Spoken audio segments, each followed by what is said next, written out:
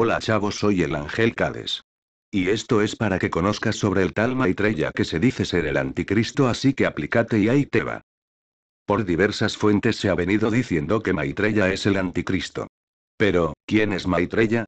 Maitreya es un término de una lengua muerta, el sánscrito, que etimológicamente significa amante de la humanidad. De acuerdo a la tradición budista, Maitreya es el nombre oculto o esotérico del quinto Buda que habrá de aparecer en la Tierra en un tiempo ya cercano. Desde principio de siglo se ha venido anunciando la manifestación del Maitreya. Un candidato fue Krishnamurti, que con el tiempo negó ser el Maitreya. Otro candidato fue Sergei de la Ferriere, que aparece como fundador de la Gran Fraternidad Universal, pero al tiempo tampoco resultó ser el Maitreya. La inglesa Alice Bailey a principios del siglo XX escribió repetidamente sobre el advenimiento del Maitreya en varias de sus obras, tales como El discipulado de la nueva era y la reaparición del Cristo. Poco antes, a fines del siglo XIX, la célebre ocultista Elena Blavatsky escribió abundantemente sobre los llamados maestros de la sabiduría o Mahatmas, es decir, los miembros más elevados de la gran logia o fraternidad blanca que como jerarquía espiritual ocultamente gobiernan al mundo. Sobre el tema abunda información en los libros Isis sin velo y la doctrina secreta. A principios de los años 60 se promueve el caso Maitreya. El escocés Benjamin Creme, que 20 años después publica un desplegado en algunos periódicos del mundo anunciando la inminente manifestación de Maitreya. Dijo que sucedería en 1982, luego a fines de los 80, más tarde que en los 90, y finalmente para el 2000, pero el susodicho Maitreya no ha aparecido. Existen numerosos sitios de Internet que se refieren abundantemente a su eventual y próxima manifestación, mencionándose ya diversos nombres. Conviene entonces afirmar en primer lugar que el nombre de Maitreya es un género, no un nombre propio, y es antiquísimo, como sería hablar del Mahdi de los musulmanes o el Mesías de los judíos o el Bodhisattva de los hindúes. Así pues, decir que Maitreya es el anticristo no es decir nada, pues como se repite, su nombre responde a un género y no a un nombre o persona concreta. Afirmar, tal y como lo hace la New Age, que Maitreya es el Mesías de la era de Acuario es simplemente enfatizar en aquello que Jesucristo anunció proféticamente hace 2000 años. Entonces, si alguno os dice, el Cristo está aquí o allí, no lo creáis, porque surgirán falsos cristos y falsos profetas que harán grandes señales y prodigios capaces de engañar a los mismos elegidos. Mirad que os lo he predicho. Mateo 24, 23, 25. Por tanto, Maitreya no es otro que un falso Cristo de estos tiempos, pero no el anticristo tal y como lo dejamos escrito en 1988 en el libro El Diablo y el Anticristo.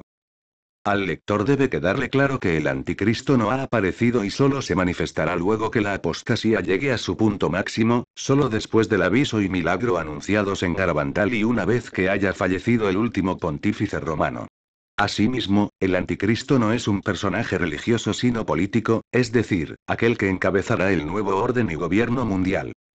A mayor abundamiento de lo anterior, San Juan nos refiere tanto un anticristo personal como una multiplicidad de anticristos. Pareciere que hay contradicción, pero en realidad no existe tal, pues desde las autoridades judías del Sanedrín que le dieron muerte a Jesucristo, o más bien, desde Herodes hasta nuestros días, muchos se han vuelto anticristos.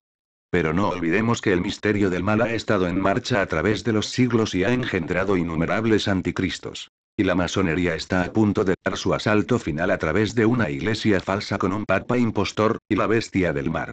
Apocalipsis 13, que será, ni más ni menos, que el anticristo encabezando el nuevo orden mundial mediante un gobierno socialista centralmente planificado. Ya lo decía el historiador Donoso Cortés. Si un pavor religioso no me impidiera poner los ojos en esos tiempos formidables, no me sería difícil apoyar en poderosas razones de analogía, la opinión de que el gran imperio anticristiano será un colosal reino demagógico, regido por un plebeyo de satánica grandeza, que será el hombre de pecado. También San Pablo en su segunda carta a los tesalonicenses identifica al anticristo como el hombre de pecado, el hijo de la perdición, el Anomos. El hombre sin ley. El profeta Daniel, en sus visiones de los últimos tiempos, le denomina el devastador, el desolador, y finalmente, San Juan en el Apocalipsis lo describe como la bestia que surge del mar y la bestia que surge de la tierra, que será su profeta. Se cuestiona si el anticristo será un movimiento o una persona. De acuerdo con la opinión de los padres de la Iglesia de los primeros siglos, el anticristo o bestia del mar es una persona humana concreta. Y si bien es cierto que han existido grandes movimientos anticrísticos, la persona del anticristo será la cabeza de un gran movimiento anticrístico, y cuyo soporte jurídico será un nuevo orden mundial apoyado en un gobierno geopolíticamente dividido en 10 reinos o naciones del mundo o probablemente de Europa. Así pues, todo movimiento requiere de una cabeza que lo dirija y, a su vez, todo individuo requiere de un movimiento que lo impulse en igualdad recíproca. El ejemplo de Hitler y el prusianismo alemán, Mussolini y el nacionalismo italiano y Napoleón y la Revolución Francesa. Hoy hablamos del nuevo orden mundial y su jefe. Características. De acuerdo con lo que señala la Sagrada Escritura, hay un sinnúmero de características que poseerá este líder político del nuevo orden mundial. 1. El anticristo no será un demonio, sino un hombre demoníaco, toda vez que el dragón, Satanás le pasó su poder, su trono y una gran autoridad. Apocalipsis 13, 2. 2. El anticristo será judío y los judíos lo recibirán como el Mesías esperado por tantos y tantos siglos, cumpliéndose así el vaticinio de Jesucristo. He venido en nombre de mi Padre y no me recibisteis, mas vendrá otro en su propio nombre y a ese sí lo recibiréis. Juan 5, 43. Entonces podemos decir que el momento cumbre de la historia mundana de los judíos, que han sido los principales precursores y financiadores del nuevo orden mundial, vendrá cuando el anticristo desencadene sobre la Iglesia la peor persecución de todos los tiempos. 3. El anticristo será un falso remedo de Jesucristo, por lo que dará la impresión de ser bueno, de ser aparentemente virtuoso y santo y que hablará mucho de fraternidad y de humanismo, tratando de conquistarse a todos y a todo. 4. El anticristo, con el poder de Satanás, hará portentos tales que pasmará a los habitantes de la tierra. No serán verdaderos milagros, pues solo Dios los hace, pero sí falsos milagros y prodigios engañosos. 5.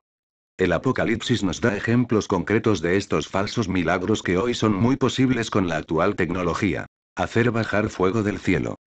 Hacer hablar a la estatua de la bestia y el poder de esta estatua de quitar la vida a quien no la adore. Apocalipsis 13, 15.